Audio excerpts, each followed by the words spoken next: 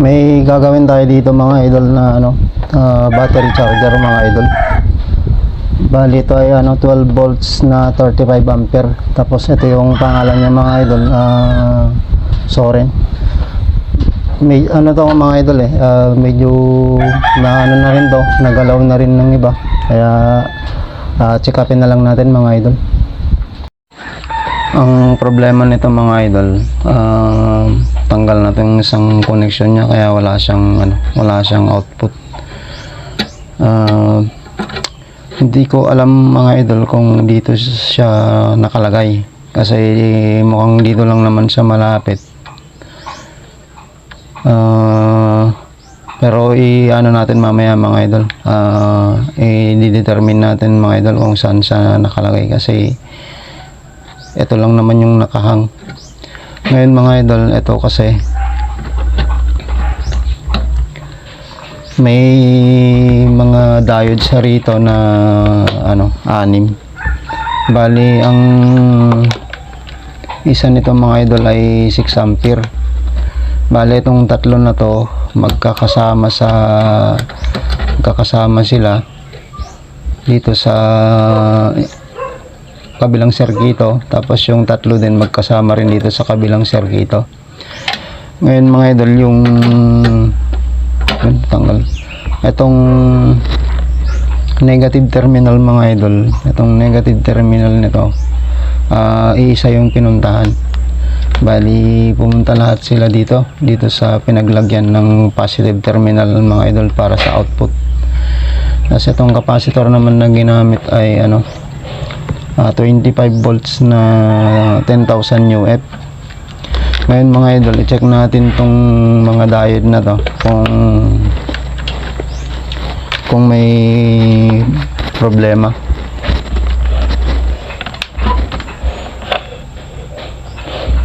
Unahin natin dito mga idol itong isa na to. So dito mga idol sa tatlo may shorted na. Ngayon dito sa kabilang grupo naman, dito sa tatlo, bali okay dito mga idol. Bali okay dito sa tatlo. At dito kasi mga idol, hindi ko lang alam kung alin sa kanila yung shorted dyan kasi naka-parallel naman yan. Pag may isang shorted dyan, shorted na lahat. Ngayon mga idol, ihang lang natin yan para ma-check natin kung alin sa kanila yung shorted mga idol. Bali ihang ko lang muna mga idol. Itong mga diode na to mga idol, shorted na yung dalawa.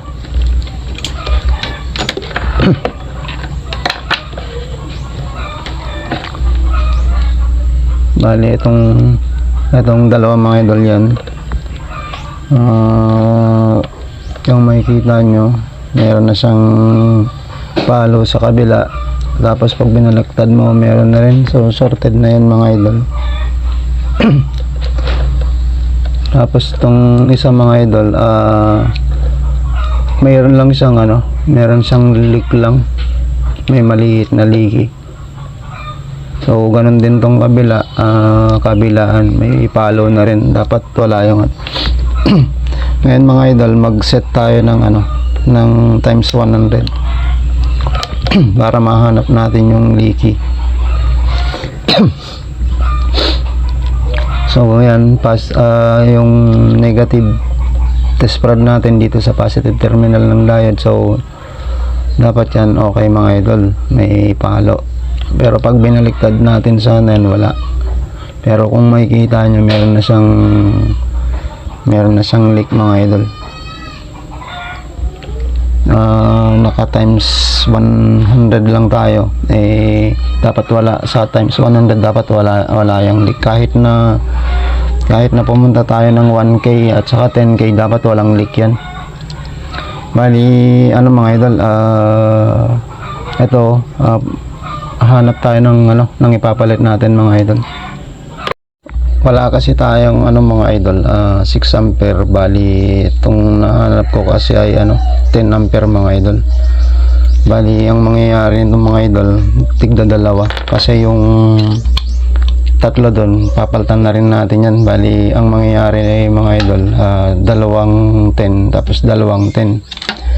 Kasi yung ito kasi mga idol, ito pag pinag plus mo yan, magiging 18 ampere siya kasi 6 plus 6 plus 6.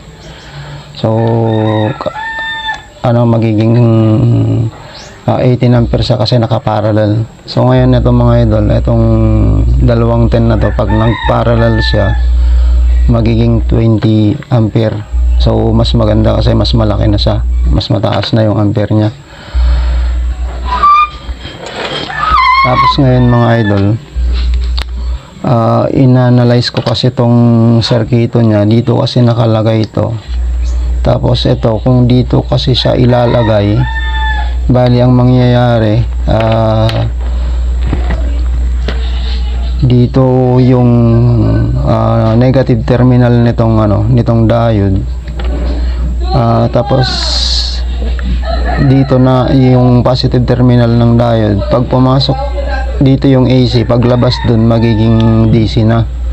Ngayon, tapos kung dito mo yan i-connect, magsasalubong na yung supply. Siyempre masisira ngayon talaga yung diode.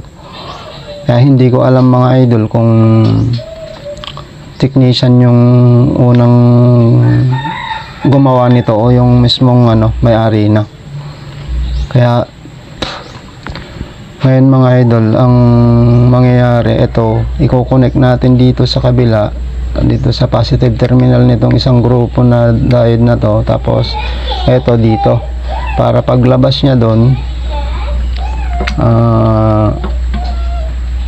paglabas niya yon, parehas na silang DC. Bali kung 20 ampere yung nanggaling dito, tapos 20 ampere doon, magiging 12 volts siya na 40 ampere na yung labas kasi magsasama na yung dalawang 20 ampere. Kasi ang mangyayari nito mga idol, dahil nga dalawang 10 ampere yung bawat grupo, magiging na siya 40 ampere. Bali eksakto naman din mga idol kasi 35 ampere naman yung okay lang yun na umabot siya ng 40 ampere. Mga idol, bali tatanggalin ko lang to, tapos ikakabit ko lang tong apat. Bali ito mga idol, naikabit na natin yung apat na diode doon. Bali tigda dalawa na sila. Tapos ngayon mga idol, yung connection niya ito, bali dito sa positive terminal ng mga diode dito at saka dito mga idol. So pagpasok niya doon, magiging 12 volts na siya, positive DC na siya. So testing lang natin mga idol.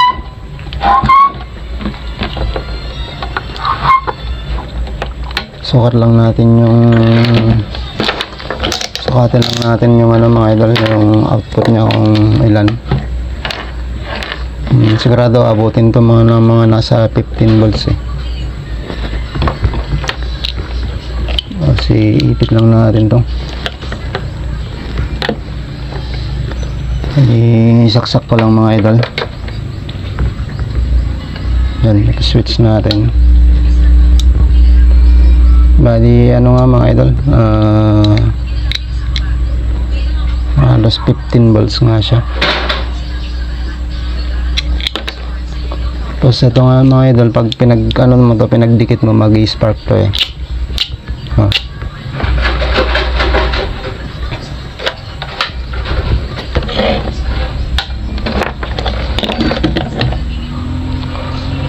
iayos ko lang mga idol.